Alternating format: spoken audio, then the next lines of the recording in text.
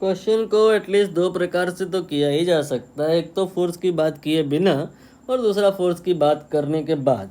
मैं दोनों ही प्रकार से क्वेश्चन को डिस्कस कर लेता हूँ, but for both cases here we have to make the diagram. This is your projectile motion. यहाँ पर आपने एक बॉल लिया है जिसका मास m है। क्वेश्चन में ऐसा बोला है और आपने उसको u की या v की, जो भी आप मानना चाहें, वेलोसिटी से लॉन्च किया है और एंगल बना के चल रहे हैं आप 45 डिग्री का। बॉल जो आपने ये लॉन्च की है, इसकी वेलोसिटी के दो कंपोनेंट करने पड़ेंगे। एक तो हॉरिजॉन्टल डायरेक्शन में होगा और दूसरा जो होगा वर्टिकल में होगा। Values here will B u cos 45 and here will B u sin 45। Values में जो साइन कॉस है आपने याद ही करना है, दैट इज़ 1/√2। एंड उधर भी वही आएगा। 45 डिग्री होने का मतलब ही यही है कि जो पार्टीशन होंगे वो इक्वल होंगे। अभी u/√2 इधर, u/√2 इधर। अब आप इस बॉल को यहाँ पर a से शुरू कराए थे, t पर पहुँचा दिए हैं और फिर अब आप उसे फाइनल b पर पहुँचा दो और बताओ नाउ वेलोसिटी प्रोफाइल कैसा हो जाएगा। हाईएस्ट पॉइंट पे तो आपका ये वाला वेलोसिटी गायब ही हो जाता है, केवल यही वाला वेलोसिटी रह जाता है, that is u/√2।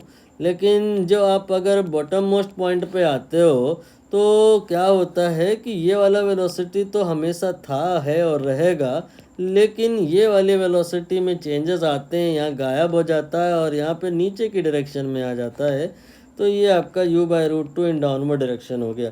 Complete velocity profile we have drawn over here. Now we have to calculate here change in momentum. तो change in momentum is delta p, that is p2 minus p1 final minus initial।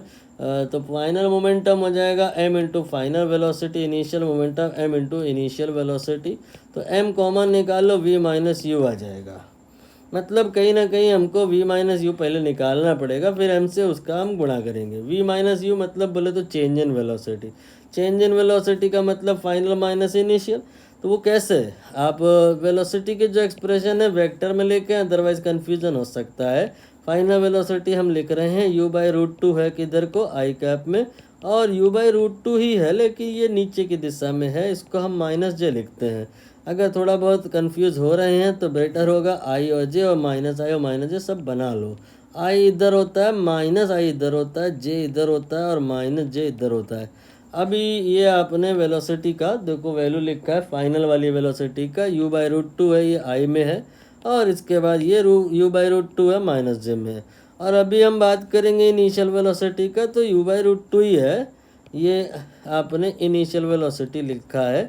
u/√2 है आपका इधर में, इधर में, इधर में, यानी कि आई कैप में, और जे कैप में है दूसरा वाला तो u/√2 एंड देन इसके बाद में जे कैप।